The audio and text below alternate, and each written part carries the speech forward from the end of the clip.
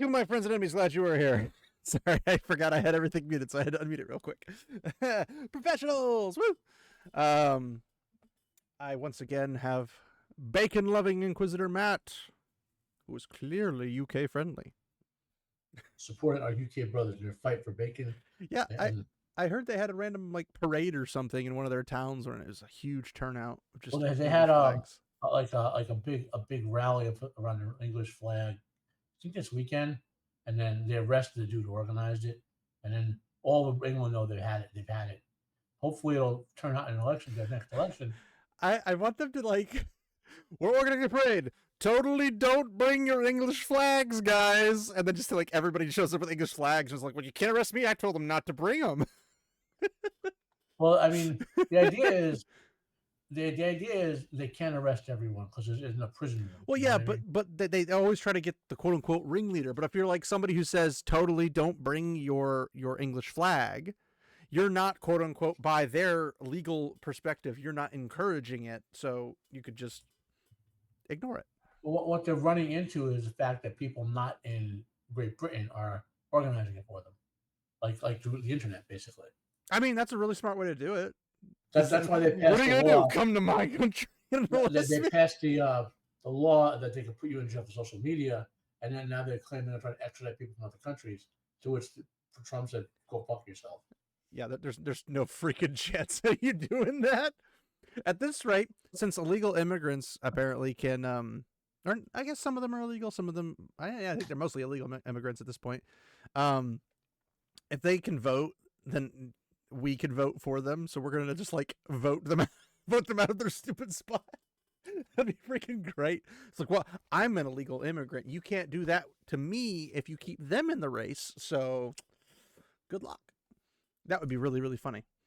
Well, Trump has got 1 million of them out already. Has got what?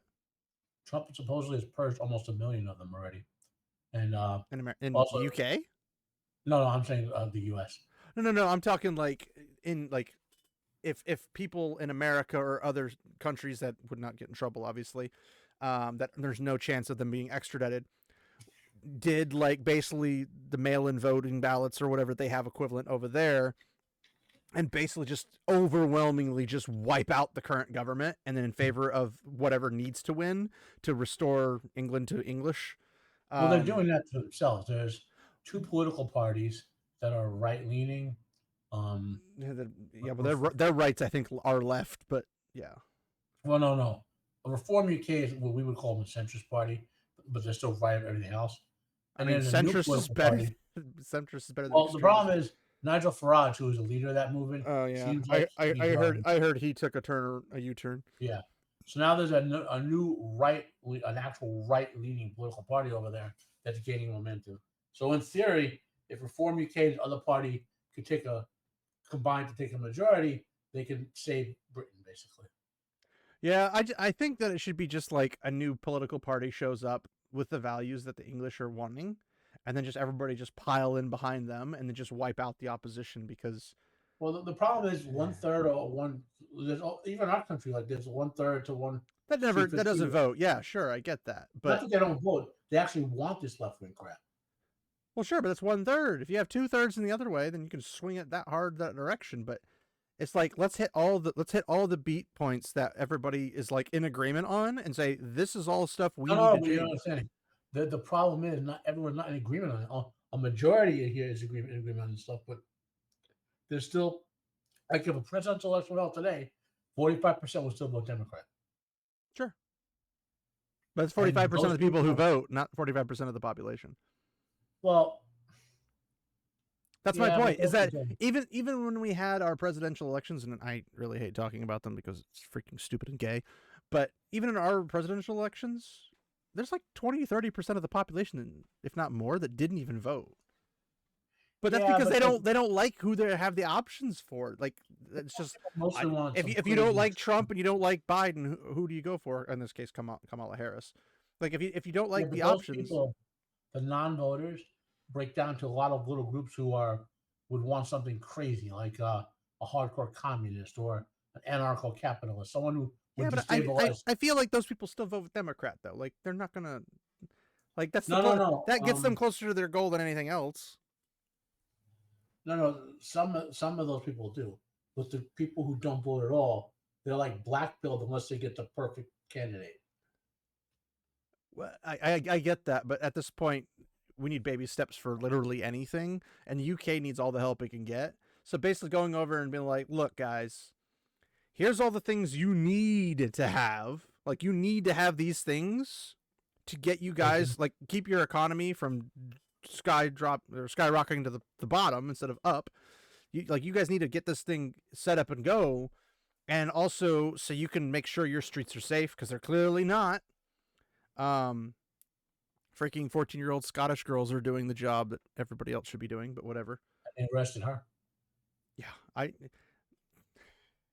there's like I feel like they should just start arresting the police officers. Like literally just civilians being like, nope, you're under arrest, we're locking you up, and then just like stuff the entire jail cell full of just police and then just create their own militias and go. But I don't think they have the rights to do that because they're freaking slaves to their government. But basically, if you did that and start patrolling your own streets, I think they'd be a lot safer. Well, that's begun happening now as well. Well, yeah, but how do you do that without the militias getting arrested? They don't care. They've begun to say basically, they've begun to say like, you can't. There's a whole thing called you can't arrest us all. Yeah, I get that, but that's also ridiculous because if you have like 10 guys in a militia walking around and they arrest all 10 of them, they put another 10 out, they arrest all of them, keep going.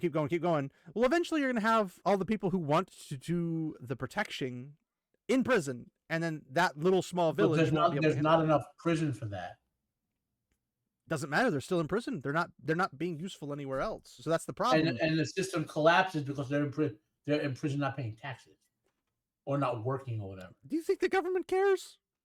Yes, because the one thing that the leftists need are people working in their system so they can have power. But they'll just do the same thing the United States does, is just make up a number and say, we're going to actually have this in our debt now. Like, they'll just make up the money. They're not in a position to do that. That's the thing. We're not in a position to do that, and here we are doing it. No, we are. We are. That's why we do it. That's why the left wing here does it for the past decades and whatever. They need to get their act together. But either way, yeah, that's I just think UK's in trouble. But either way, let me get this up running. We have another topic, nothing to do with politics. I honestly am sick of the politics, but that's just a thing that UK needs to get together. But on an entirely different side of the internet, I tried searching for this because I couldn't remember where I had it. It was on my tablet, so I had to pull it on my tablet. Totally did not find this on literally anything else. Like I couldn't find it. I think I got it through Twitter originally, and I was reading it and everything. And then guess what? I asked Grok, "Where is this thing?" And they're like, "I don't know what you're talking about." And it kept bringing up Harvey Weinstein and all these guys that were like Me Too'd and everything. And I was like, this is not what I'm talking about.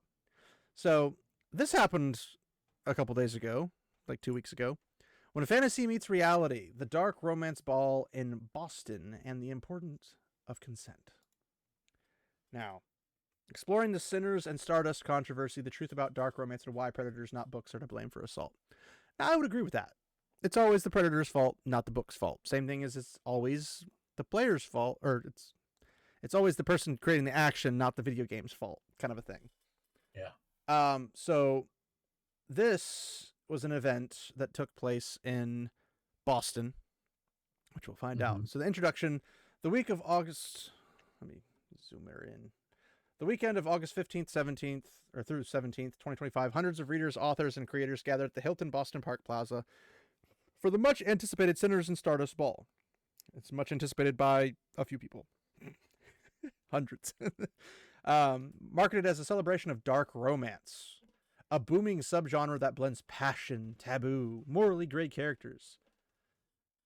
The event promised glitz, connection, and a safe space for fans to revel in their shared love of edgy stories. Now, keep in mind, I enjoy a good morally gray character because I think they're more realistic than the people who are just like always the good guy or always the bad guy. Like, if you watch any anime whatsoever that has like a deep dark story behind it, you'll see a lot of the villains were created by the good guys because the good guys weren't actually good guys. They claimed good Yeah. guys. And they go in and they murder someone's family, and then that guy loses his mind and then becomes basically this dark overlord that just wipes out entire cities because he's upset with these people for, you know, murdering his family. And it's like, I mean, he shouldn't necessarily just go kill innocents. He could go kill just the people. Like, he could go Punisher mode, and that would be fine. Yeah. But he tends to go, like, above and beyond the limit and goes just nuts on an entire kingdom. And in some ways, it's to punish the king, who's usually the one at the center of this, or it's a person underneath him who's using a power, their power to abuse the military to do things. See, you're talking in terms of violence. This is about sex, not violence. Sure, but I'm saying more in terms of I like the morally gray character because it's not always just sex. It can be violence. No. It can be a plethora of things. I know what this is a reference to. Yes, I get that. But I'm saying in terms, I do enjoy morally separate trees of like morally gray. Yeah, because like for example, like some countries like the U.S. are much like less morally concerned about sex than they are about violence. Whereas Japan's less more, you know, it's a weird. There's a lot. We're not going to do it here, but those who are interested in this topic, there's a deep dive on why some people consider sex like sex problematic. Gray and darker sex topics worse, whereas others consider violence worse or whatever, you know. And so this thing is about like people violence where you kill somebody versus not killing somebody. I feel like violence is just naturally the worst in that regard. But I also know that some people disagree because they think mental trauma is worse than dying, which doesn't make logical sense to me. But I'm also not an emotional person like that, so I don't understand their argument. Well, it is because some mental trauma could turn people into killers. Sure, but then you're going back to the violence issue, which just shows that violence is worse. So it's a circular argument where like violence isn't as bad as mental trauma because mental trauma creates violence. I'm like, then you're saying violence is worse because you're this is a bunch of people attending like a dark fantasy, like I mean it's basically a con for people who are into the dark romantacy thing, which I totally get. Basically, all that stuff you see in modern vampire films where the vampires are. I don't watch modern vampire films, so I don't know. I think the last Blade. That's not a modern vampire film. That's like freaking 30 years ago, dude. Modern in terms of depiction of in the last century, or not the last century, the last millennia. Then yes, depiction of vampires as hedonists. I think the last time I watched a vampire film would have been the Underworld series, and before that, there was a big break. There was a big break in vampire. Was the Van Helsing movie with I want to say in the mid '80s, where prior to that, vampire movies were a lot like Dracula, where there was a serious stalker and all that sort of thing. Then after that, it became a lot like Blade. I think the most recent vampire thing I've watched was Helsing, the anime. Okay. And I mean, did you watch both of them or just the original one? Well, I have the original. Hi, Sissy. There's Helsing and Helsing Ultimate. Yeah, I haven't gotten to Helsing Ultimate because it's freaking expensive to purchase, although I want to get it because I have the original anime series, the complete, and then I have all the mangas right there. Yeah. And I love them. They're great, but I haven't gotten to Ultimate yet. And I don't think they made it an Ultimate manga. No, Helsing Ultimate is based on the Helsing manga in its complete form. The original Helsing anime kind of cut some stuff out. Yeah. Well, not to cut. It wasn't done. Like the first 2 episodes would, because he wrote like 1 episode of the manga per year, basically. So when they did, that's long. When they did on the first Helsing anime, they only had like the first 2 or 3 volumes of the manga.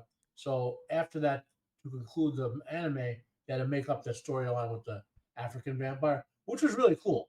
Okay, whoever did that, it was a really cool sort of final enemy and all that.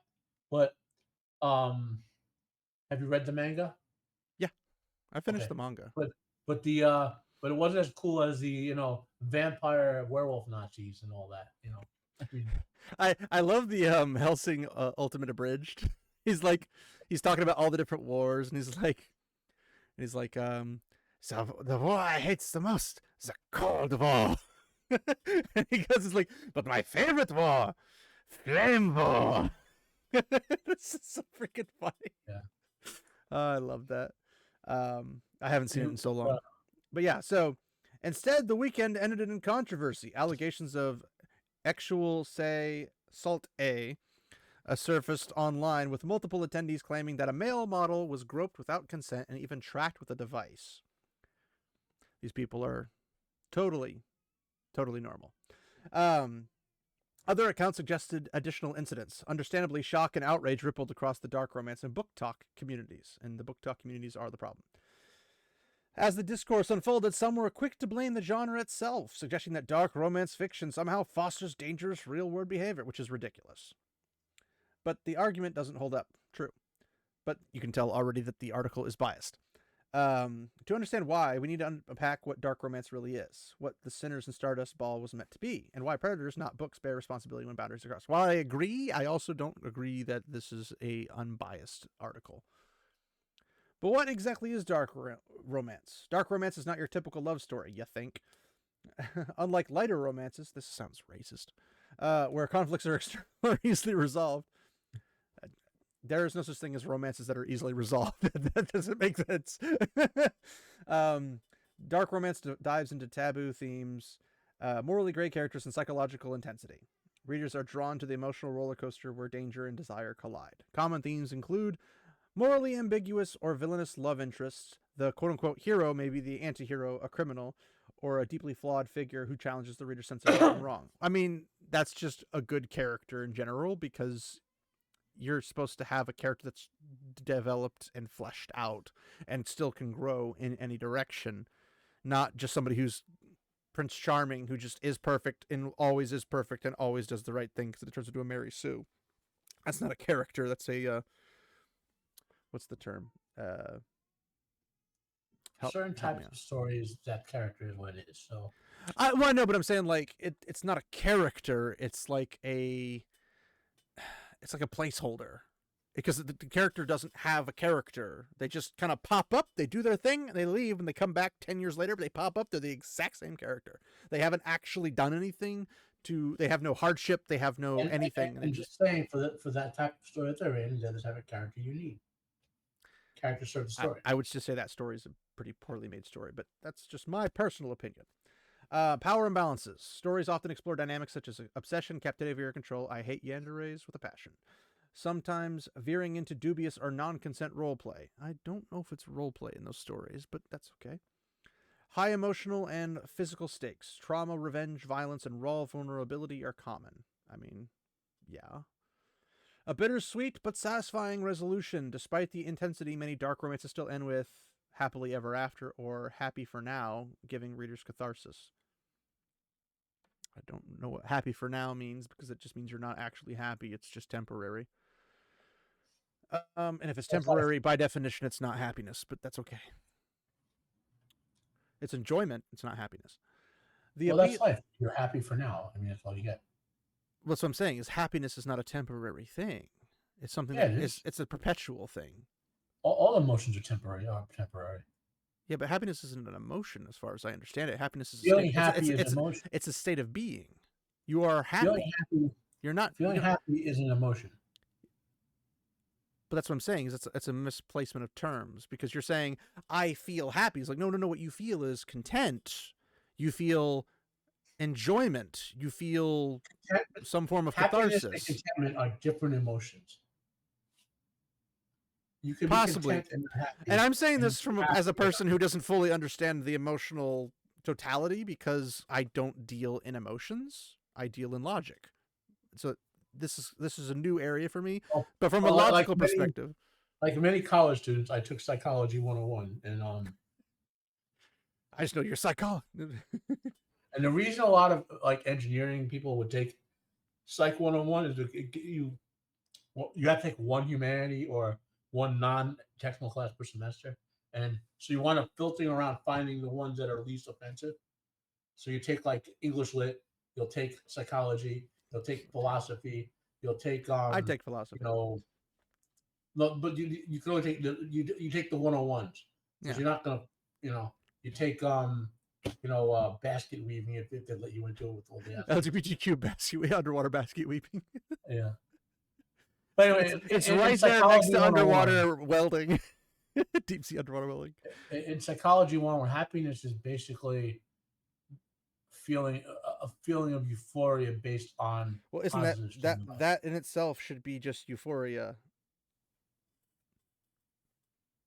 That wouldn't be happiness; it would be euphoria. They're synonyms.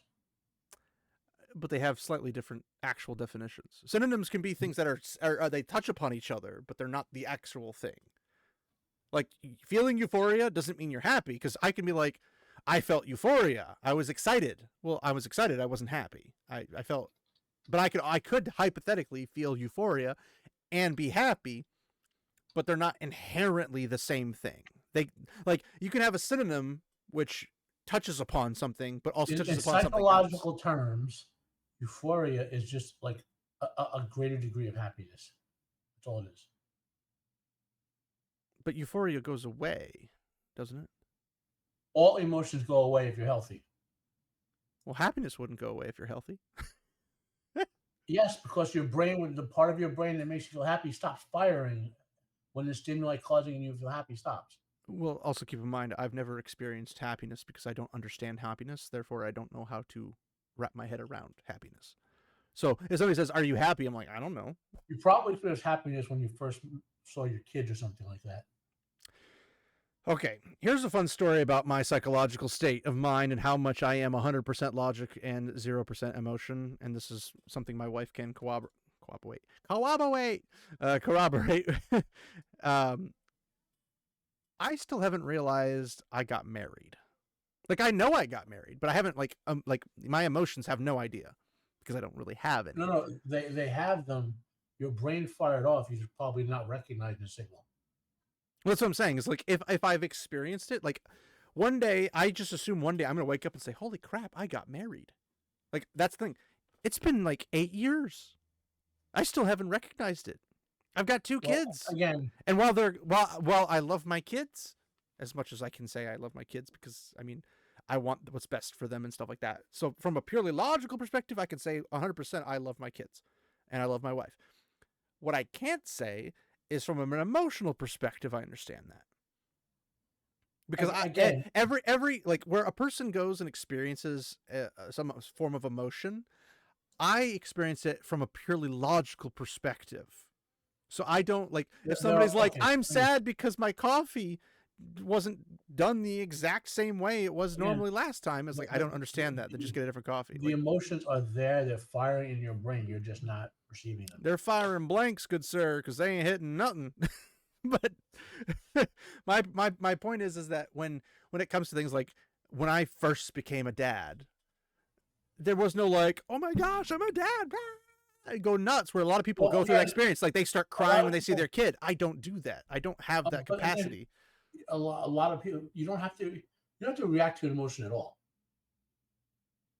Yeah. Some people just don't react to them. They still experience. Well, let's say, for example, Matt, you called me up one day, which I don't ever see this happening because I'm not exactly on people's first like call lists when it comes to like, hey, I'm having a bad day, because people don't want to hear me philosophize. But let's say hypothetically you called me up one day and say, hey, dude, I'm having this and going on. I'm struggling to keep it together. I can look at what you're going through in this hypothetical situation, and I can logically deduce as to how you came to this conclusion. Like, oh, you're sad because your dog died or your goldfish drowned, for obviously silliness, or whatever the case might be. And I could say, I can relate to you. Like, I understand logically how you came to that emotion.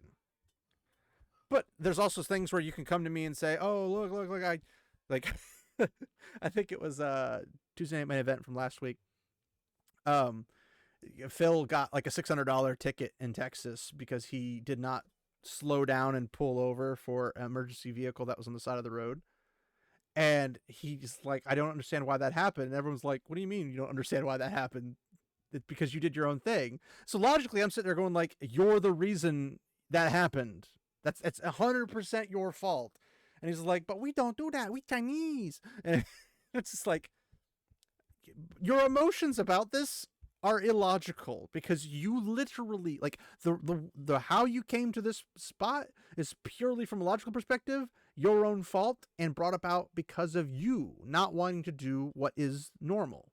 Like that's a normal rule across the entire United States as far as I'm aware. And even if there was one place on the planet that didn't do that, you'd have to obviously recognize that because there's signs that tell you that when you go into another state and says pull or move over and slow down for emergency vehicles.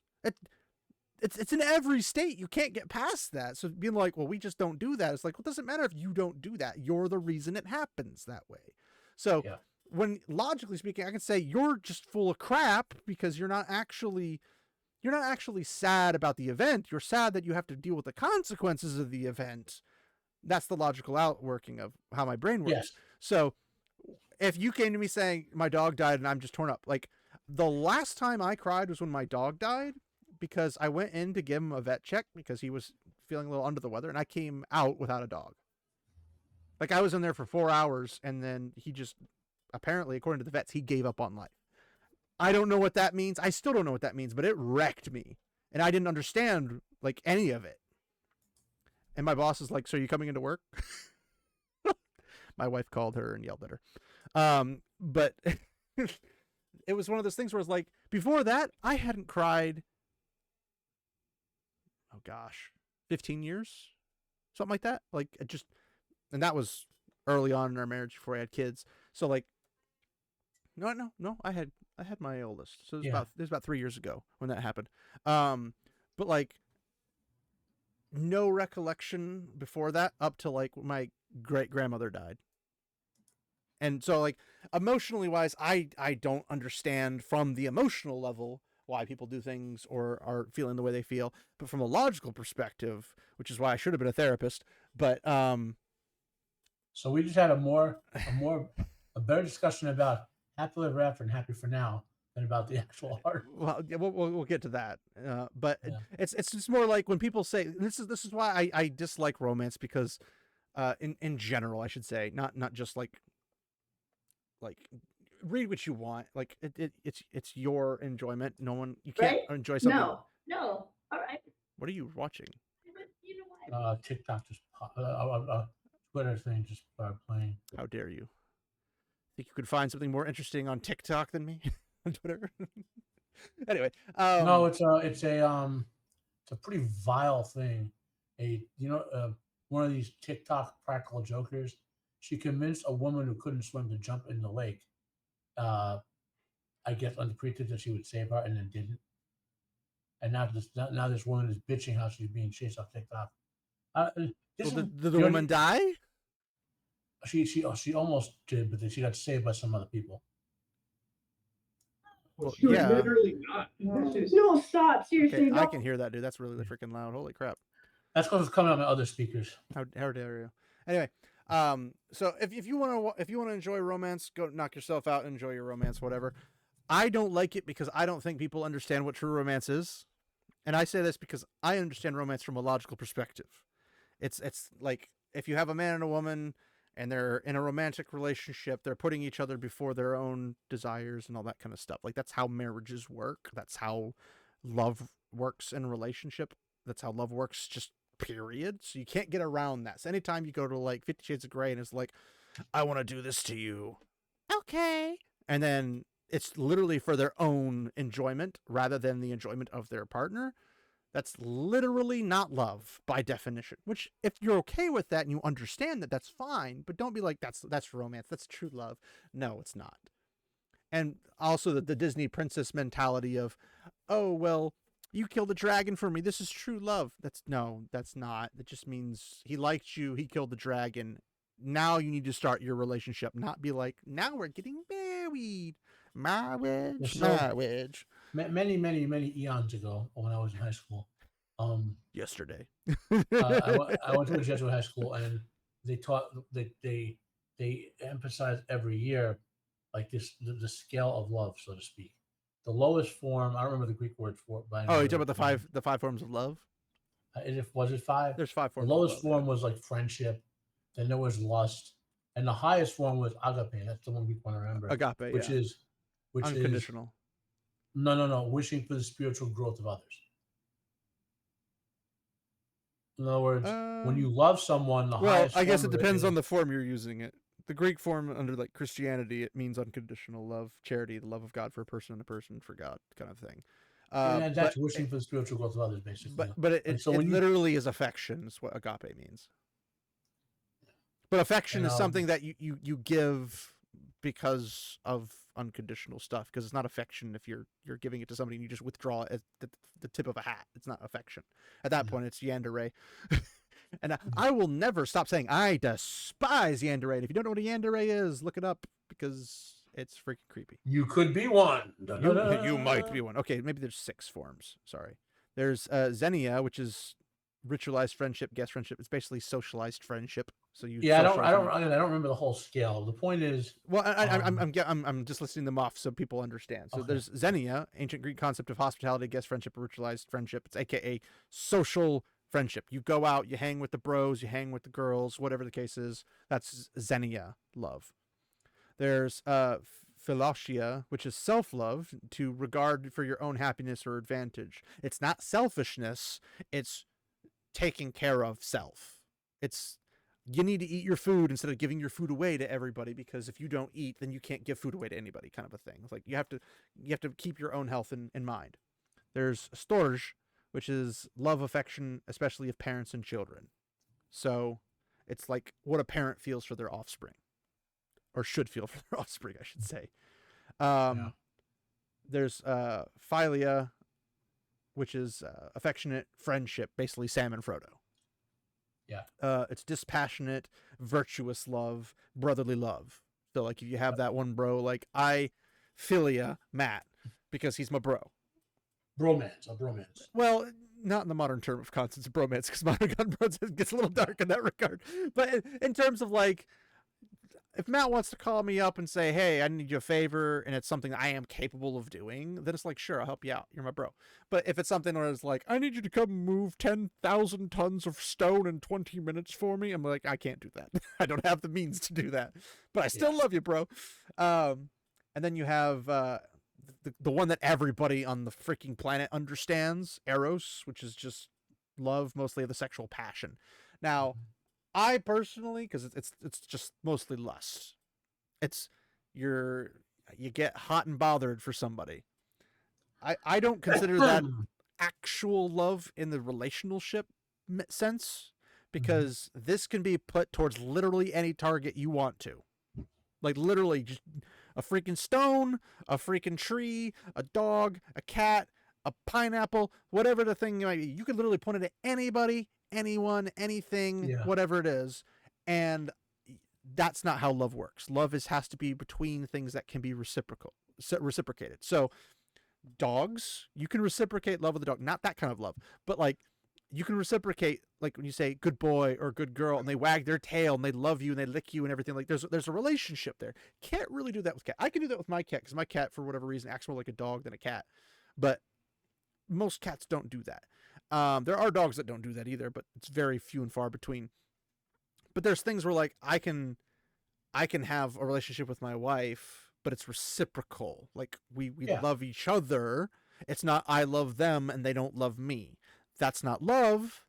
That's obsession, aka yandere. And then you have agape, which is affection, but obviously in the Greek usage of it in the New Testament is that of unconditional love. Now, unconditional love does not mean unconditional do whatever you want, get out of jail free card. It doesn't mean stay in the same place, because this is something that I've noticed from the philosophy perspective, where people think, oh, you have to accept me as I am. It's like, no. It's I accept you despite what you are, not that you're okay being where you're at. Like if you're a murderer and you became a Christian or something, you can't just continue being a murderer. You have to stop murdering people. You have to confess your sin. You have to deal with the consequences. That kind of stuff. That's how that works. But you can't just be like, well, I'm a murderer and then God needs to love me whether or not I freaking, whatever the case. That's not how that works. It's just not how that works. People think that is. So those are the 6 forms of Greek love. So yay. Back to this. The appeal lies in the safe exploration of danger. Then it's not dangerous. Wait, time out, time out, time out. Those are the 6 forms of love that are taught by The Greek Christian religion. philosophers. Well, no. using- That's Greek philosophy, not Greek, not No, Christianity. yes, you are correct in a sense, but The there are agape is other just used heavily. there are other takes on that among the Greeks. Well, sure, there are other takes. Those are the 6 main forms of love. Yeah, but the way you listed them, that's the way the I Christian, did them in backwards order of whatever the thing is. Yeah. But I wouldn't say I don't think Christian talk about literally any of them except for agape. No, there's a scale. I don't know how many are, but it's either. I 4 mean, or 5 if or they 6. do, it's not very obvious. But agape is one that I know is heavily pushed in Christianity under the unconditional love. It's when you love them. You're a dirty, rotten Protestant. Well, yes, it's because I actually read the Bible. Now, the trick there is finding out what kind of Protestant I am because it doesn't narrow down. Kind of like if I was Catholic, you'd have to figure out what kind of Catholic I am. There's only one type of Protestant. Only Filthy one. Protestant. Yeah.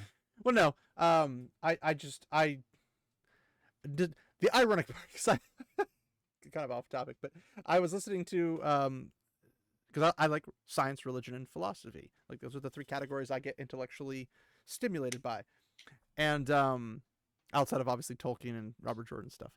But they were having a talk. Somebody was talking about it. They're like, "Well, sola scriptura can't be true because blah blah blah blah." And I'm sitting here like, "Okay, so how do you guys know that what you're talking about with the Pope or whatever is?" And this is a common argument. I don't have to make this argument. People have made this argument before. It's like, how do you know what you're? Well, the Pope told me. So where'd the Pope get it from? The scriptures. I'm like, so you're saying the scriptures? That the Pope? Okay. It's like, well, the early church fathers. Where did they get it from? Well, they got it from the apostles. Okay, and where do the apostles get it from? The teachings of Jesus, who is the author, indirectly, obviously, through the apostles, of the Gospels, which is scripture. And since we know what scripture is, it can't be changed or it can't be modified. So it's this weird sense where it always rotates back to the scriptures. And sola scriptura, from the majority use sense of Protestants, is that it's the highest authority, not the only authority. It's the highest There's authority. a little more with the Pope involved, but we don't need to go there. Yeah, well, I mean, the patriarchs for Eastern Orthodoxy is essentially a pope, so why it doesn't behave entirely like a pope, it's so weird. Okay, in brief. You're as bad at brief as I am. One of the big differences between the Catholics and the Orthodox is that the patriarchs acknowledge that the Pope is the patriarch of Rome, the Bishop of Rome. Right? Yeah, I mean, I can recognize that. That's not a problem. And he does outrank them in the sense that the Pope is the heir to Christ through Peter. So they do acknowledge that part of it. Questionable, What but they don't acknowledge is that the Pope can be divinely inspired outside of Scripture, meaning papal infallibility. Yeah, I really don't like the whole, well, the Holy Spirit would never allow this. I'm like, the Holy Spirit doesn't prevent this. That's the whole point. Like, the idea is that Peter would not err after he became the apostle. Peter, after Jesus ascended into heaven, he would not err if the Holy Spirit would prevent him from erring. Well, that's just an obvious, like that's philosophically the logical route you would take. But yet he does. So it doesn't make sense to say that, the Holy Spirit would never prevent it. No. The Holy Spirit would never prevent the biblical status point or whatever from disappearing completely. Like, somebody somewhere would always have the line of scriptural authority and the Gospels at access, like the true Gospels. But it would never say that people between point A and now would not be in error at any moment in time. And we know that they're in error because several things that the popes have said have been claimed as heresy.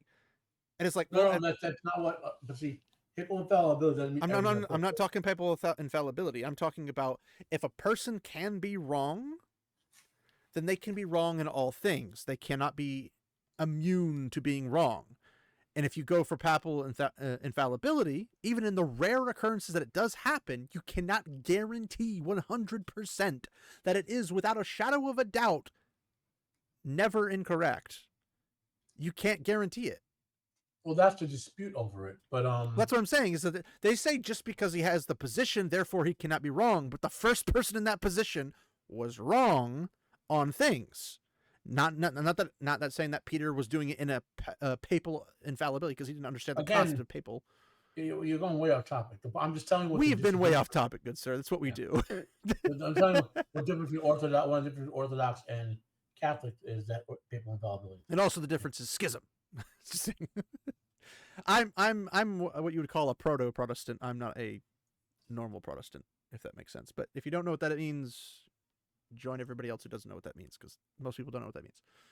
Anyways, the appeal lies in the safe exploration of danger, which is a contradiction.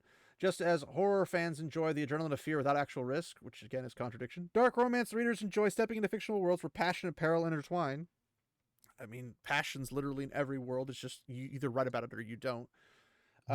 Without it reflecting their personal desires or condoning harmful behavior. Then why are you fantasizing about it? Number 2, the Sinners of Stardust Ball. What it was supposed to be. Keyword, supposed to. Or supposed to be, key phrase. The Sinners of Stardust Ball was marketed as a unique convention-style weekend for fans of dark romance. According to the event's website and promotional materials, it was created by spicy romance lovers. I mean, just sounds like normal romance, but okay. As a chance for authors, readers, and creators to celebrate their favorite books together. I would also assume it would give the chance for authors to get their work out there and people noticing them.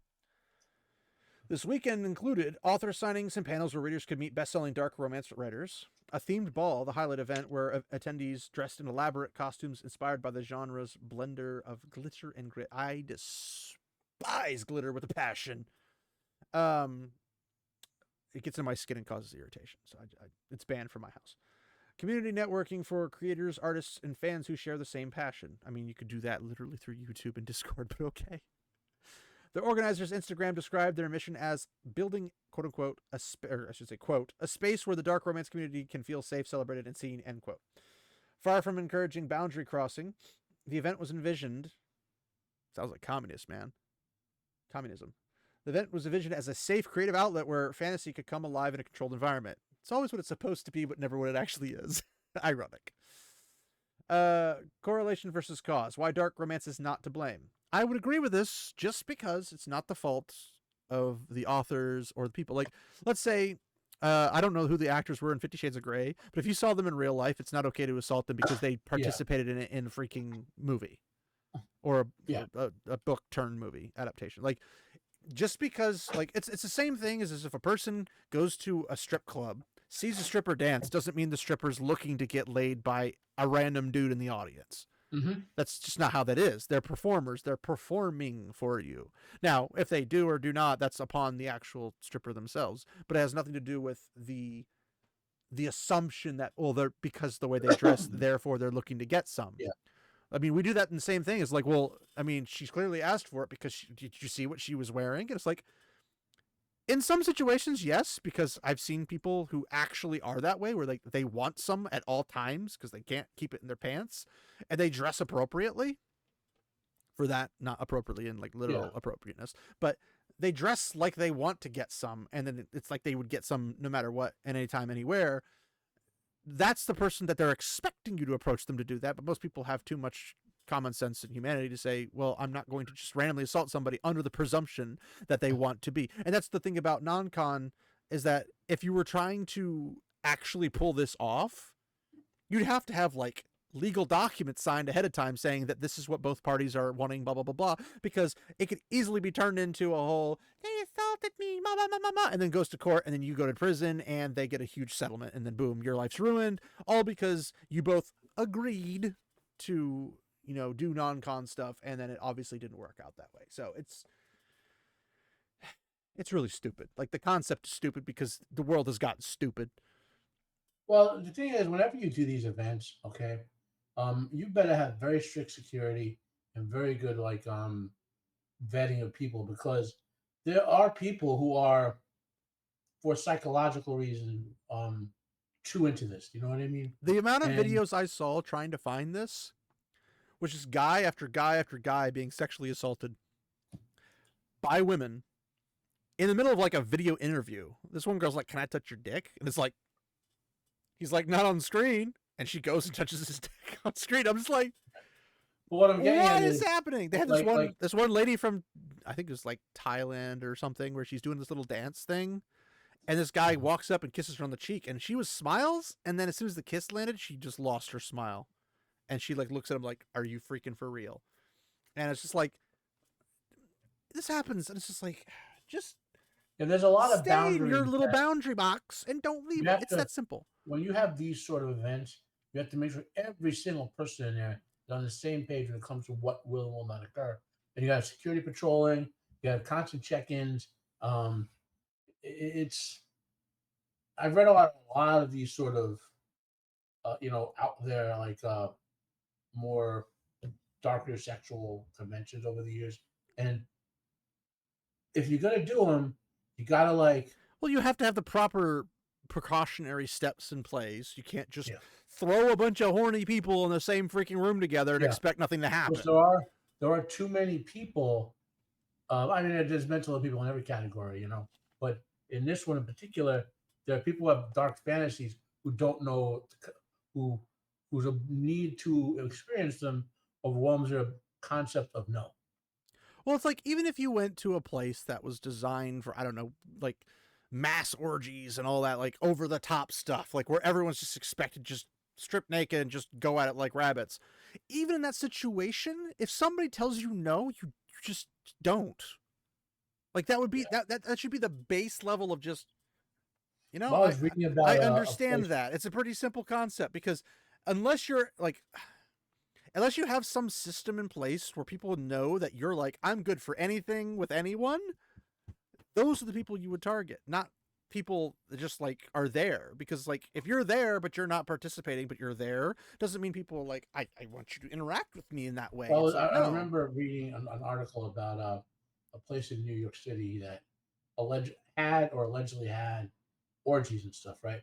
And the guy was saying sometimes, like if he has 100 people in the other person being interviewed was saying, if there was like 100 people in the club getting it on, he had like 25 security guards there. Yeah. So you gotta break people up, and if something happens or whatever, and then if something's happening while somebody else is doing something else, you gotta have something else. But like, even if that's the case, personally, if you're going to an event like that, you should automatically be aware that you are in charge of your own safety, because you know where you're at. Yeah. You know what you're doing. Like, don't go, like, okay, for example, if you want to see like front row seats to the Gladiator at the Coliseum or something, and you're in the actual ring and you get attacked by a lion, it's like, well, no freaking dirt. You're in the freaking Coliseum, on the ground of it. Everything that happens while you're there is on you. Completely. Like, you're there because you put yourself in that position, so don't be surprised if something happens. You can't use that to your advantage or anything. Like, once you're in the lion's den, congratulations, you're probably going to get eaten by lions. Like, it's your own fault because you put yourself, and that's the same thing with like, hey, if you're not sure about the company you're with and you're not wanting to do anything, don't drink alcohol. Don't drink any drinks that is handed by a stranger or this, that, or the other. Make sure you have a cap on your drinks, all that kind of stuff. Like, don't even go to the place where that could possibly happen, because guess what? You're putting yourself in that position, even if you're not asking for it. I'm not saying that you can't be a victim, but I'm saying don't expect to be the victim in a place where you're like, I absolutely 100% know that this could happen. It's like, well, we had sex. I didn't realize I could get pregnant. I'm like, what?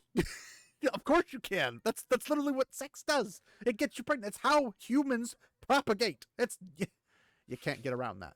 So putting yourself in that position should be on you, because you are supposed to be responsible for yourself. If you don't want to be responsible for yourself, you need to hire somebody or bring somebody that will be responsible for you. Like, if you're like, I want to get blackout drunk, then bring somebody who's going to keep an eye on you, like a bodyguard or a friend that you know can take care of you and is not there for anything else. And then they're looking out for your best interest. But if they get knocked out by a drug drink or something like that, guess what? You're on your own. So then again, it's back to the whole, you put yourself in this position because you wanted to quote unquote have fun. So that's on you because you put yourself in that position. Now, if you're just walking around the world and somebody comes behind you and freaking kidnaps you with a chloroform like thing, it's like, Well, that's not your fault. You didn't put yourself in that position. You were just doing normal stuff, and somebody took advantage of that. They're like, this person's going to have their guard down. They're not expecting it to happen. Then boom, and it happens. That's not on you. That's on somebody else. Now, from a security perspective, which my family's pretty high in because my brother and I both deal with like security stuff, we expect people to have base level security awareness. We also realize that nobody has that really. Well, you are not at fault if someone does something to you. You still have the primary responsibility to take care of yourself. Yes, and that's what I'm saying. Is like you shouldn't just let your guard down just because you're in a quote unquote safe neighborhood or in a safe environment. Because even in a safe environment, bad things happen. That's how we see like shootings happen. That people think, oh, well, there's security guards. I can relax. No, because security guards can get taken out or things can happen before the security guard can reach you. There's lots of problems that things happen. Like, you don't jump into like an enclosed place with like hundreds of beehives and you're allergic to bees and expect that, oh, I just won't get stung because there's beekeepers around. That doesn't work. You're going to get stung, probably, if they're that kind of bees, that is. And there usually is. But the point is, you can't just go to these things and say, oh, well, nothing's going to happen. Oh, something is going to happen because there's always a person who's a predator who's looking to take advantage of the situation. That's just how human nature works. Somebody wants their own advantageous moment to take priority over your safety. That's just how that is. There's always sharks in the ocean. Well, I mean, most sharks will leave you alone, to be honest. There's other things that'll be more deadly. It's more like there's always hippos that will willing to tear you apart. But basically going to these things and assuming that like everybody here loves predatory dark romance. There's no predators here. It's just like the silliest thing I've ever heard. But after the allegations broke, online debates quickly shifted from outrage at the perpetrators to questioning whether the genre itself encouraged such acts. It encourages your enjoyment of them. It doesn't encourage people to go out and do them. You can't be encouraged by something happening. Otherwise, you hear on the news that somebody went and was a serial killer. You're not encouraged by hearing about it to go do it. You're hearing about it. That's it.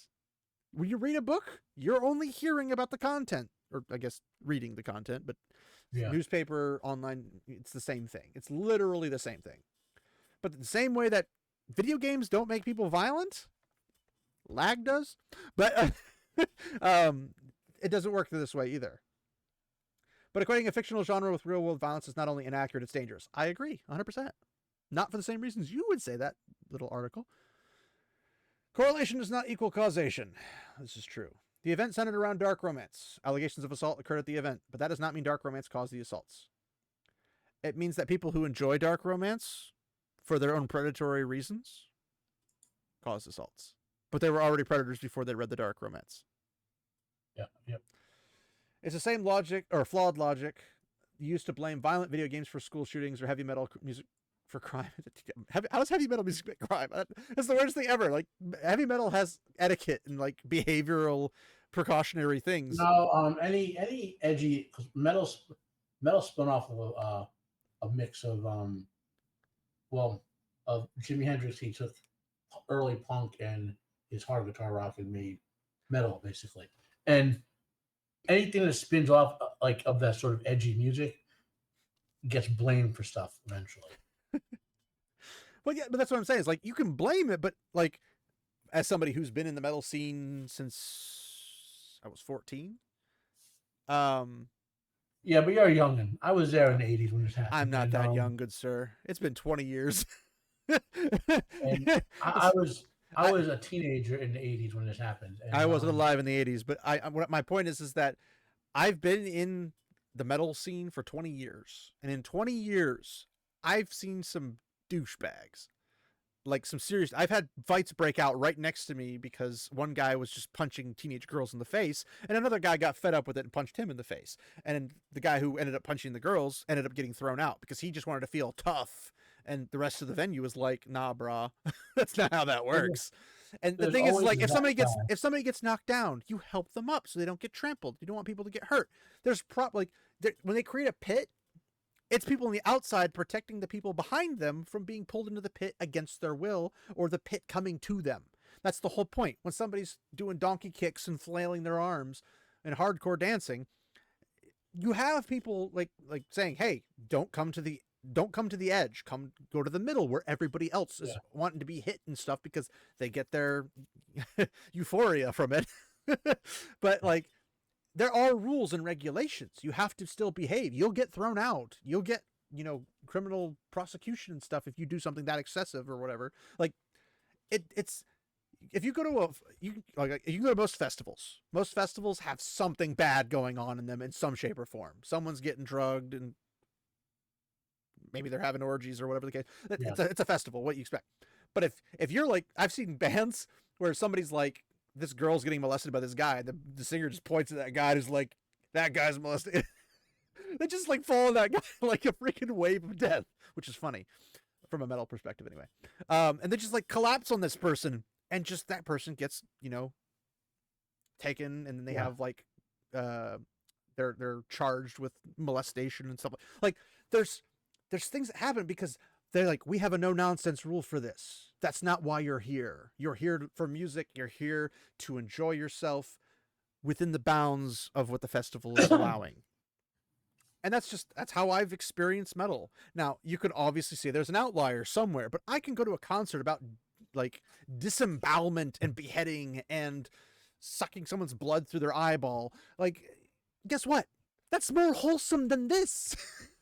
Like, it's the weirdest thing. I'd feel 100% more safer at that than I would at this. And nobody's going to the heavy metal concert being like, yes, I can become a serial killer because of this. Ha ha! No one does that. We all realize it's just brutal poetry. Well, except the Norwegians, but yeah. Well, but the Norwegians still have standards. No. There's like a metal scene in Norway and other regions where like they live the music. They literally burn churches down, and like they're the pagans who if they buy the church property and then they burn it down, then no. They're dudes in jail and stuff for this.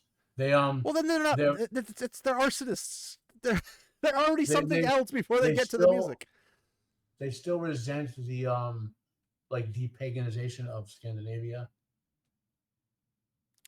I mean, if we were going based off of whose deity is stronger than the others, they already lost by definition. So, like, from a pagan perspective, they should be like, well, we have to accept this because our deity lost. Well, they don't accept it. Point is, you go, there's a deep dive in like fighting a losing war or whatever, you knock yourself out. Yeah. But the point being is that obviously heavy metal for crime is just kind of ridiculous. The same way as I'd say hip hop, or not hip hop as much, but rap would probably cause more crime than heavy metal by like 100% to 1. Most rap doesn't cause crime. It's like even if 10%, even if only 10% of rap was based on sex, drugs, alcohol, and criminal activity and behavior, if only even 10% was, that's still 10% more than metal.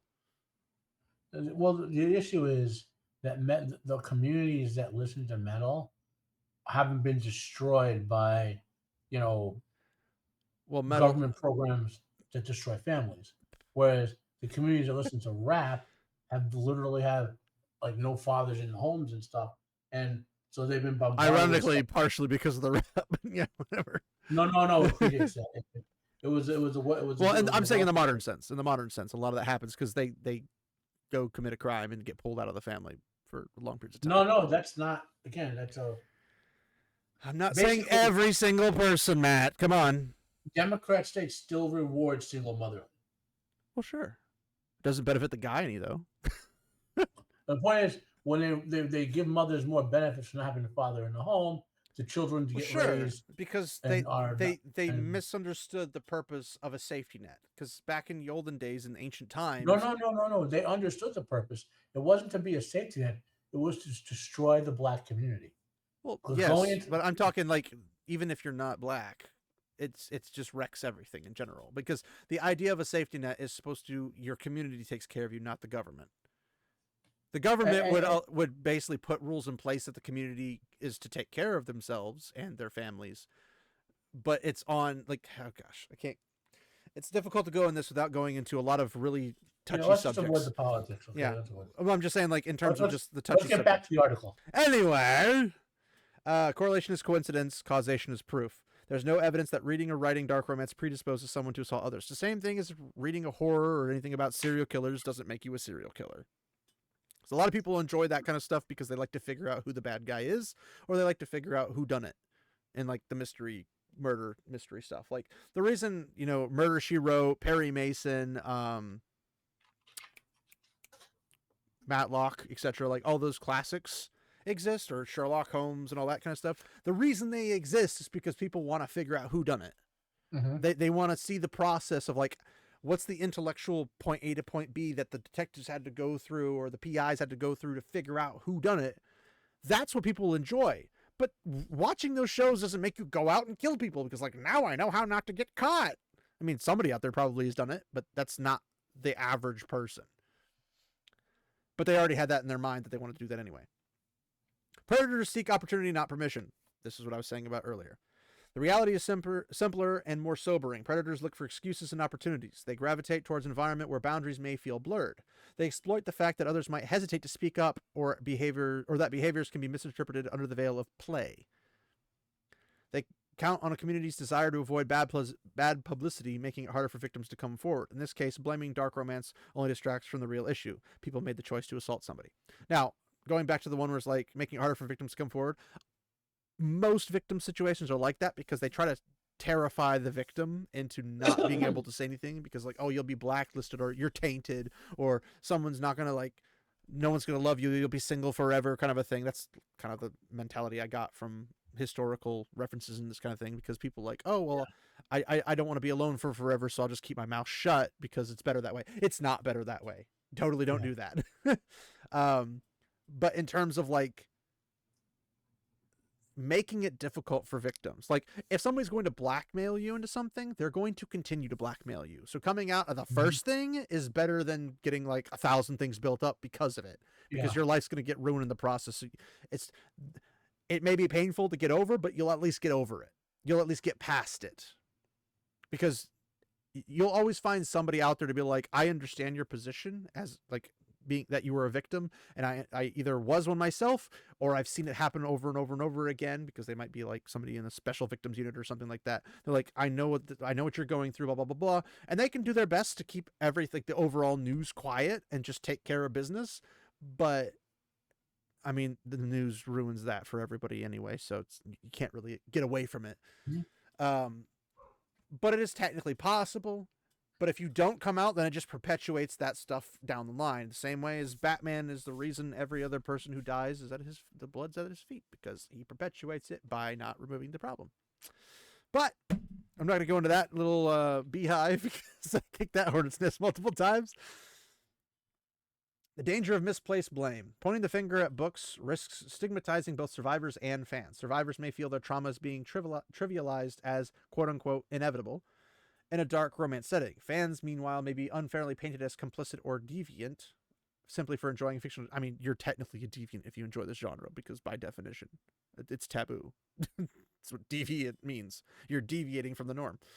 The better question is not dark romance cause assault, or does dark romance cause assault, but how can events ensure safety when communities gather around taboo or edgy themes? The problem is you will never have enough security guards and enough security cameras to cover everything. Because let's say everybody goes to this event and they're like, let's go to an after party that's no longer at the event. Guess what? It's still tied to the event because all the people were at the event. And then they go to someplace else that doesn't have that security, doesn't have that coverage. And anything that happens is basically, that's how it happens, which is why you'd have to go with people you absolutely 100% trust. And even the people that you absolutely 100% trust can turn on you or can let you down. That's possible. Mm-hmm. Humans are fallen by nature because they always seek either their own self-interest or they drop the ball on accident, whatever the case might be. It's just natural position to be in. But to be like, how can we ensure safety? You can't guarantee 100% safety. You can guarantee a lot of safety, but you can't, not even taboo or edgy themes. It could be about freaking, Disney.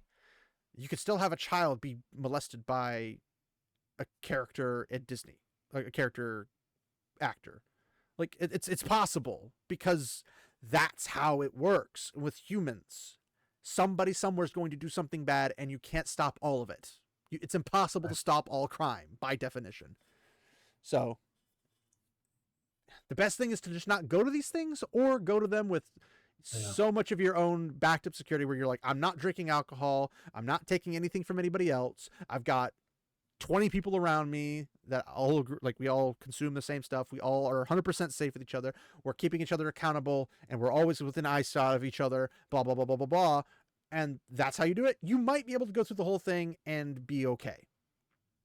But when you're going to these things that are this kind of content, you're going to, the increase of predation is going to just shoot up way more than if you just go to a basic con. If you go to a basic con, you're not going to get that level. There's still predators at con. Don't get me wrong. There's thieves at cons. There's predators. There's criminals. There's everybody. Like, you're always within 10 feet of a spider. That's how it is with predation and criminals. Like, you're always within a certain distance of somebody who's willing to do harm to you for their own advantage.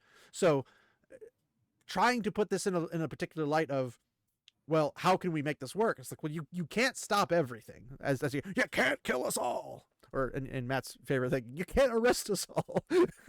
Oh, but we could. They're called concentration camps. But no, it just, I agree it's misplaced blame because some people want to enjoy stuff. Like, you can go to a sporting event and the same stuff will happen. There is no way to guarantee it. Crime happens everywhere. Bad stuff happens everywhere. And you're never going to make society immune from it. Yes. Condemning the behavior, the role of consent in kink and community. No matter how it's framed, sexual assault is never excusable. The alleged behavior at the Sinners Stardust Ball was not quote-unquote play, quote-unquote flirtation, or quote-unquote fandom fun. It was a violation. This is true. Very true. This is especially important to stress within communities that often intersect with kink or consensual, non-consensual, CNC roleplay, also known as non-con, or con, non-con, I guess. Yeah. Outsiders may misunderstand these dynamics, but insiders know one truth. Consent is the foundation. Now, it's gotten so bad, and Matt, maybe you remember once upon a time, you didn't have to get like a written legal document saying that both parties are involved with like a one-night stand, have absolute 100%, you know. We're all steps fulfilled. What did you ask to kiss her?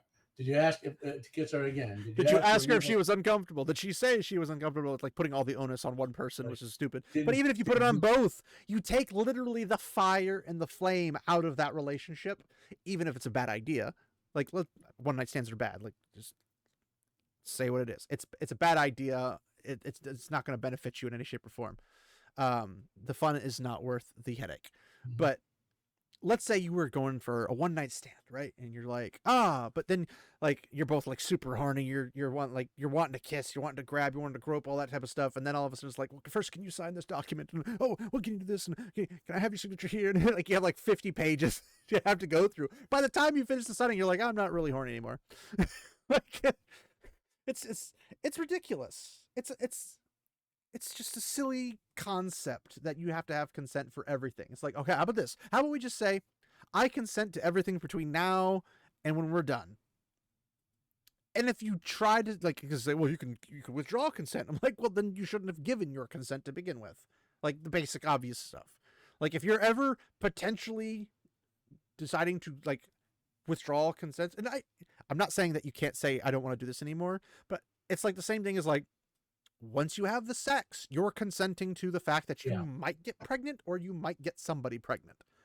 Because that's how sex works. Even if you use all the contraception, even if you use all the other stuff, it's going to happen to somebody that it still happens.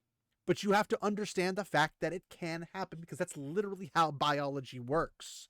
You cannot prevent it. Completely. 100% anyway. That's why like they don't have like you can't go get birth control. It says it's 100% effective, and it's always 99.9% effective because it's impossible to be 100% effective. Because if they say 100% effective and somebody gets pregnant, they're getting sued, so they can't say that. So, in that regard, it's like you cannot prevent these things. It's like, well, did they consent? I'm like, well, were they doing the deed? Yes, then they consented. Congratulations. So, in the kink world, consent is explicit, negotiated, and ongoing. That's modern consent, yes. I mean, the old consent was you both agreed without having to say, do you consent? Yes. Do you consent? Yes. All right. begin the bonking. Like that's not how it worked. I mean, they used to be able to, like back in the 90s, you used to be able to just grab the girl that is making eyes at you, you're making eyes at her, and you could just go like kiss her and push her up against the wall and just start making out like crazy. You didn't have to go, "Madam, may I make out with you?" Like it's all gone downhill. I would hate to be single again in this day and age, because I would be like, I can't deal with Americans. They're just piss me off too much. But even if somebody agrees to CNC scene, consensual, non-consensual, they do so within carefully defined boundaries. But those boundaries can be ignored at any point in time, and anybody can make up something that says, well, they agreed to it. Well, you have no actual proof of it. No one's recording. Well, you can't record it because that could be turned into something like revenge porn or something. It's like, well, we can't do this, can't do this. All he said, she said at this point. And guys are now, apparently, no longer willing to put themselves on the line for this because they can ruin their entire lives doing this. Mm-hmm. And girls are like, why aren't the guys dating me? It's like, well, because you're literally a giant red flag just by the nature of how the legal system aims at you. Like, it's your own fault. You put yourself and your entire side of the species on blast by either not talking out against the policies that have been put in place, quote unquote, or because you actually did it. I got to switch to the bed. Okay, sure. So I'll be back in within 15 minutes, maybe 10. Okay, I don't know if I'll be on here that long, but I will do my best to. Well, I'll pop back in and see, you know. Sure. So, okay. So if I'm not back, guys, enjoy the rest of the content. Brought to you by Bacon, the food of Britain and America. Bacon, the official food sponsored by the UK. Anyway, safe words and signals exist to ensure the ability to stop instantly. In the ideal scenario, yes. That would have to be between two individuals who trust each other. You don't typically trust people who are strangers. By definition, you can't just be like, I met this person 20 seconds ago. I trust them completely. That doesn't work. Aftercare helps participants process the emotional intensity of roleplay. Most people in a one-night stand or the occasional, like, you know, mop 'em and bop 'em, they don't, or I guess the proper term people know that these days is wham, bam, and thank you, ma'am, don't care about aftercare because they both got what they wanted. And even if one of them wants to snuggle up afterwards, the other one's not interested because it's just, there's not a relationship. It's just an act. It's to get off and that's it. In other words, even when no is part of the fantasy, yes is the reality. Apparently this has been a problem in Japan because this one American guy goes to Japan and he picks up this girl, the Japanese girl, and in the bedroom she says stop, and so he stops because he's being the proper American gentleman. And apparently she was confused as why he stopped, and he would talk to some Japanese men and they were confused why he stopped. He's like, well, because she said to stop. And it's like, but they don't want you to stop. Well, then why are they saying stop? Well, because to them it's the taboo. It's that feeling like that you're not supposed to stop in that regard. But from an American perspective, we're like, well, yes, but if I don't stop and they meant stop, I'm screwed because I'm going to get arrested. I'm going to be charged with stuff, blah, blah, blah, blah. But again, if you go into the sense of like, well, then don't have the relationship with that person outside of a marriage, then you don't have that problem because in marriage, it's expected that you do those, like you have sex. Duh. Now, the additionals on top of that, beyond that, whether it be like the CNC or any extra play kind of stuff, that's totally, this is a weird topic to talk about, if I'm being honest. I just thought this entire situation was interesting, but now it's getting freaking weird. The assaults alleged at the ball broke not only social and legal boundaries, but also the very ethos that underpins the dark romance and kink communities. If anything, they demonstrate the opposite of what these spaces stand for. Now, here's the ironic part. A lot of these situations, specifically in this case, it was a lot of women against men. Not men against women, which is what the typical stereotype is that, oh, men assault women, not the other way around. Believe it or not, there's actually a lot of women assaulting men because of a variety of reasons. But it's to show that they feel so safe that they don't think they think they're untouchable to where they can go in and do it. But if the roles were reversed, there'd be this massive outcry. People would be losing their jobs. They'd be getting sued. They'd be spending jail time or prison time. They'd get marked permanently as like a predator of some shape or form. Like there's tons of ways it goes south for a guy, but for a woman, they can do it literally on camera, and they're like, I can't be touched. I mean, technically they can, because in some situations they can get charged, in other situations they don't get charged, whatever the case might be. But it's the same thing as like if a male teacher does something with a female student, guess what? He's toast. If a woman does it, she gets a slap on the wrist. It's just the way the world is because people don't understand what consistency is. Conclusion, protecting what matters. The Sinners in Stardust Ball was supposed to be a celebration, a glittering weekend where readers could step into the fantasy worlds they love. It's not a fantasy world, technically speaking, at this point. Instead, it highlighted an urgent truth. Community safety requires vigilance. And you should have that regardless. Because you want to stop people that have a wish to harm or a wish to take advantage of other people from doing so. Because you want to protect the people you care about and usually care about the people in your community that share the same values that you care about, regardless of what that community is. Same thing as like, typically speaking, you can go to a tabletop game place and say, hey, let's play tabletop games or something. The odds, depending on the state you're in, of you going into playing with somebody that has concealed carry license or it's constitutional carry in that state and they're carrying a gun on them because they care about their self-protection, but also the people that they're playing with, because if somebody walks in that building and tries to hurt somebody, they want to be able to stop them. Because some people, especially those of us with like the security presence, we want to protect those around us from those who wish to harm those around us. That includes ourselves, our families, our friends. It's a little iffy because the laws don't protect you if you protect a random stranger as much as you get in trouble for things. It's really stupid. There's a lot of stupidity around the law. And I get in arguments with Matt about this all the time, but I still love him. The law doesn't protect people who protect people.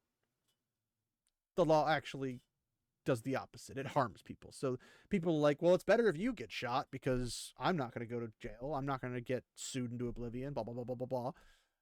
That's the harsh reality of things because there's no protection for those who want to protect others, unless you're in Texas, which is ironic. But yeah. Dark Romance did not cause the assaults. Correct. Predators did. Also correct. Blaming the genre is like blaming horror films for crime. It misses the point. Correct. What happened in Boston should not define the entire community, but it should spark a reckoning about security boundaries and accountability. For the Dark Romance fandom, for authors, and for future event organizers, the path forward is clear. Condemn violations swiftly and unequivocally. Reinforce education around consent, especially in edgy communities. Well, I mean, these communities are partially the reason that all this consent stuff has to be so freaking arduous and annoying to begin with. Put safety above spectacle so that the fantasy remains fantasy and reality stays safe. Well, yes, that'd be the obvious outcome. In the end, fiction can be dark, dangerous, and taboo, but reality must be governed by respect. At every ball, every book signing, every gathering, consent is non-negotiable. I agree. And for those curious about the kink community, I don't care about that stuff. That's, you people are already weirdos. But no, the idea that I had behind this was that this shows that it's not just men, because it wasn't just men. It was actually the opposite way around, where women got a little too touchy-feely with people that they shouldn't have, and it caused a problem, right? And in the world of, well, pop culture or, well, I mean, anything at this point, if you've got people in the gaming industry, the music industry, Jeremy Soule, who did Guild Wars 2 and Guild Wars 1 and Elder Scrolls Online some stuff, but also Skyrim, the classic. I mean, Skyrim and Guild Wars 2 are classic soundtracks, and they're phenomenal. But he got Me Too'd, but he was never condemned, or not actually like officially charged. It was just, I mean, I should say he was quote unquote charged or accused or whatever, but he was never actually like, yes, you did these things. But it lost him jobs, and he hasn't really done anything that, as far as I'm aware. So it can ruin people's lives. So in that regard, I don't know. It's just, we have people in Hollywood that had this stuff happen to them, where like when the Me Too movement happened, anybody and everybody just get knocked off the totem pole to make room for some schmuck down below that had it in for them, because it's a cutthroat system in an industry. It's just how it is. But they didn't have any actual, like, I don't know. They didn't have a legitimate claim. They just had to fake claim that it was that way, and then everybody else just fell in line saying, "Oh, we're with you, blah blah blah," and it just it's irritating because I don't like when people basically false flag people or lie about people and something they did, and then the person who is innocent, or if they're not innocent in terms of like the moral grounding, but they're innocent of the heinous crime that they're being accused of, because like somebody who was sleeping with actresses as a director, well, if they agreed to sleep with you, then they agreed to sleep with you. Is that moral? No. But is that the choice both parties made? Yes. So you can't accuse them of something that they didn't do, which is like raping them. So in that situation, it's like using that to knock people out of positions of power and putting yourself in those positions because you used your best, whatever. You got there because you falsely accused somebody of something. And that, to me, I mean, I'm a bit extreme to like execute them, but at the very least, those people should be punished and removed from those places of power and never allowed to do that again.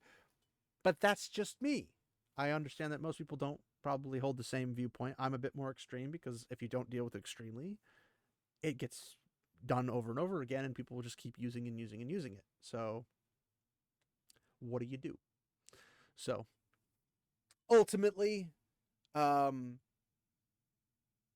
don't know.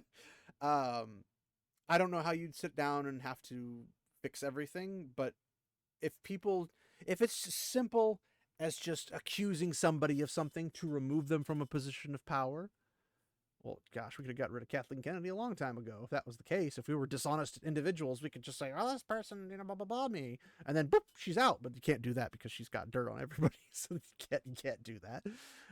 But I wouldn't want you to do that anyway because that's falsely accusing somebody, and you shouldn't do that. Apparently in at least one state or somewhere, I don't remember where it is. Apparently now, if a woman falsely accuses a man of something, technically it applies to everybody, but it's most commonly done between women, it's a stereotype, they can spend prison time, legit prison time, for doing so. Because you could ruin someone's life, and I mean, the court system's a joke in my opinion, but that's a different story for another time. Truth, justice, and prevailing against evilness or wickedness, I guess, just isn't as much of a story anymore. So, what do you do? So, I guess Matt's not going to be back by the time this ends, so, I finished the article. But, hopefully you guys enjoyed it. Started out with a random intro, because his name triggered that, but... it is what it is. But yes, basic usual shout outs. If you're looking for YouTube channel that deals with anime and Japanese culture, pop culture, and that kind of stuff in general, check out Crimson Law's channel. He's in the description, but he's also in the YouTube friends list for the channel. If you're into wrestling, movie reviews, and guest streams and stuff like that, and basic pop culture in general, check out Matt's channel, Unbearable73. It's down in the description. It's also in the channel friends list. And then a recent one I've discovered, actually two of them. I need to add them. I'm gonna have to make sure I get it right because I don't want to butcher it. But before I get to that one, as we're going, check out the background NPC. She's an absolute sweetheart. And she makes great content. It's very lo-fi, chill kind of videos, and her voice is very soft as opposed to harsh, so she's not like me. But she makes really good videos. Editing's really nice, and it's just really chill. But she also talks about things that she is passionate about, which I can appreciate because it's... a lot of people talk about stuff because it's the popular thing to do at the time, not because they actually care about it. And I'm more of a person who talks about things that I care about. So check her out. She absolutely does not need my help in this regard. I just want people to find her because I support her in what she does. So she doesn't know who I am, just FYI. but yeah, check her out. Also, the Nerdporeal Lifeform. For those of you who are familiar with the White Cloaks and the Prophet of the Dragon, you will know who the Nerdporeal Lifeform is.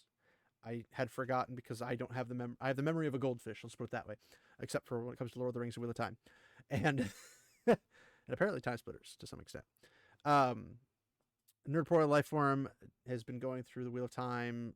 He goes through books. He's a nerd guy that talks about stuff. So check out his channel. I'll be putting that in the description as well.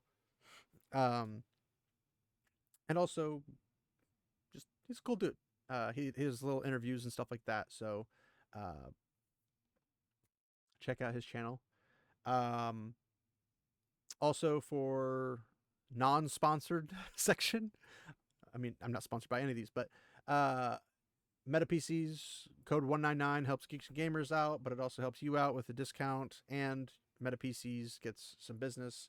So if you're in favor of a veteran ran computer company that will custom make computers, or you can get pre-made computers from them, check them out. Again, not sponsored by them or Geeks and Gamers. And then also check out ayakamods and DEG mods. They're two different mod sites, but they both have anti-censorship positions, and I love them for that. Not safe for work is something you need to keep in mind on them, though, because people can post some not for safe for work stuff. But DEG mods is also trying to expand into almost like a publisher platform or whatnot, where they go a little bit bigger. So I'm excited to see what they have coming, and I would love to be a part of that at some point if I ever have anything that they are looking for. But I doubt that, but it'd be nice. So I'm just going to support them the way I can. And again, all these are non-sponsored, but I want to support them because it's what I can do. It's the best I can do. So we'll run with that. Aside from that, this channel, Sundays, you get this kind of a stream at 12 p.m. Central Standard Time. Fridays, you get a video, usually just myself, in case I have a guest on. That's 12 p.m. Central Standard Time. And then Tuesdays, which are my favorite days, I get a game live, and you can pop into the chat and hang out with me, chat with me, all that kind of fun stuff.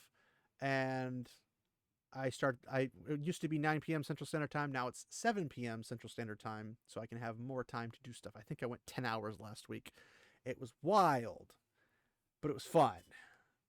And Nerdporeal Lifeform actually popped in like 2 in the morning. I'm like, why are you here this late at night? Poor guy. But you can also be aware of my live streams, and you can also vote for what games you'd like to see me play next if you are interested in just not seeing me play random things, by going to the Discord, which is in the description, and or on Twitter/X if you want to follow me there. Discord I use every single day. It's just a matter of what time of the day I'm on. But you can see my live stream schedule. I'll post my live streams there. And also I lists of things that I have that I can play, and a section that if you would like to recommend me play something, I can play that way. And there's also just, we have memes. What more could you want? What are you expecting, a professional environment?